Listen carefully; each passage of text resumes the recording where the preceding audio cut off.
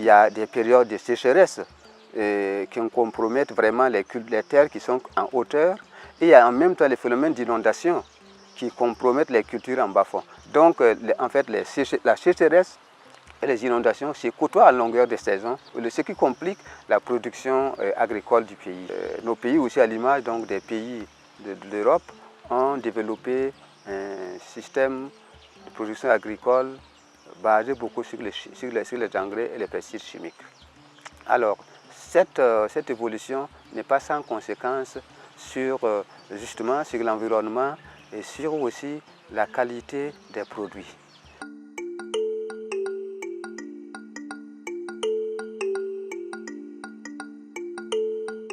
Il est évident que des produits issus en fait de l'agriculture conventionnelle avec l'utilisation des produits de synthèse ne peuvent pas avoir la même qualité que des produits qui sont issus en fait d'un périmètre agroécologique. D'un côté, vous avez en fait des pesticides avec bien sûr des risques en fait de contamination au regard des mauvaises pratiques, des mauvais usages des producteurs. Et d'un autre côté, vous avez en fait des intrants qui sont beaucoup plus en fait naturels. Évidemment, vous ne pouvez pas avoir la même qualité.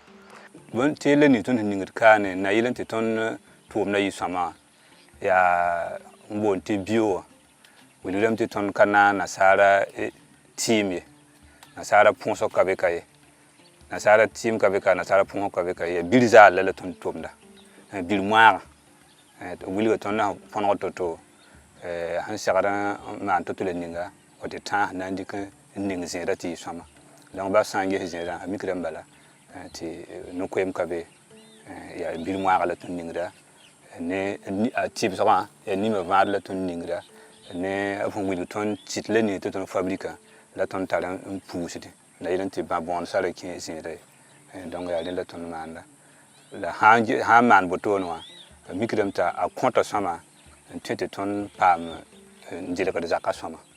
Voilà. Ce qu'on a constaté en comparant en fait des intrants organiques, notamment lorsqu'on prend du compost et qu'on l'enrichit avec par exemple le trichoderme appliqué à la tomate.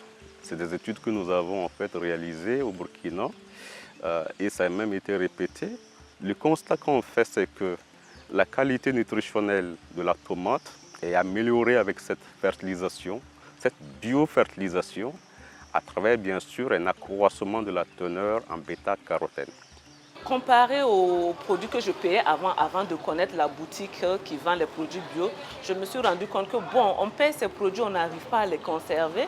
Alors que là, tu payes ces produits à peu près au même prix, vraiment au même prix, et que tu peux conserver longtemps. En plus, c'est bon pour la santé. Nous avons constaté par exemple sur le cas de l'oignon que des producteurs qui utilisent beaucoup plus du compost, notamment la fumure organique, par rapport à ceux qui utilisent des engrais minéraux, vous allez avoir de l'oignon de qualité différente en termes de conservation.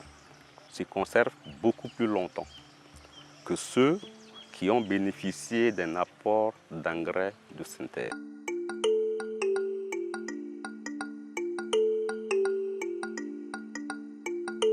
Avec la promotion donc de l'agroécologie et de l'agriculture biologique, il y a quand même de nouvelles perspectives de création de ressources parce qu'il y a des entreprises qui naissent à l'issue de ces pratiques-là, notamment l'agriculture biologique, et qui tournent autour de la production, de la commercialisation, de l'exportation. Et tout cela, ça crée aussi des possibilités d'emploi, notamment pour les jeunes et pour les femmes. Un SPG, comme le nom l'indique, le système participatif de garantie, c'est un mode de labellisation. S'agissant du Sénat Bio, c'est un système de labellisation qui intègre tous les acteurs de la chaîne, c'est-à-dire les producteurs, les commerçants, les transformateurs, voilà, l'organisme certificateur. Pour tout opérateur qui demande la certification, la première étape c'est l'inscription. Et dans cette inscription-là, c'est un peu une carte d'identité de la structure où nous allons avoir un certain nombre d'informations, notamment le lieu où est-ce qu'est située la ferme ou bien le site, et aussi voilà, la superficie, le nombre d'employés ou le nombre de producteurs dans le groupement, si c'est un groupement. Donc après ça, nous allons travailler à partager avec ces opérateurs-là un document, un outil que nous appelons base de données. En ce moment, les techniciens viennent sur le terrain, voilà, pour voir effectivement est-ce que les informations qui ont été mises sur la base de données reflètent les réalités terrain. Et en ce moment, il y a des corrections qui seront faites de telle sorte à ce qu'on puisse, en tout cas, écarter les écarts, je dirais ça comme ça, qui pourront compromettre la certification. Et si tous ces éléments sont OK, nous donnons l'information au comité central de certification, qui est un organe de la certification SPG, qui vient sur le terrain maintenant. Ils échangent avec les producteurs ou en tout cas les promoteurs des fermes. Ils essaient de voir un peu les insuffisances. Ils font aussi des visites terrain. Et c'est à l'issue de tous ces processus-là qu'ils vont produire un rapport pour en tout cas certifier ou pas l'unité. Pour celui qui est certifié, il a droit à 3 ans d'utilisation du label. Et chaque année, il y a des contrôles annuels qui sont faits par les CCC. La vision du Sénat Bio à travers le SPG, la confiance. Les acteurs se font mutuellement confiance, même s'il y a le contrôle derrière pour s'assurer que cette confiance est bien méritée et respectée. Il y a la transparence entre les différents acteurs.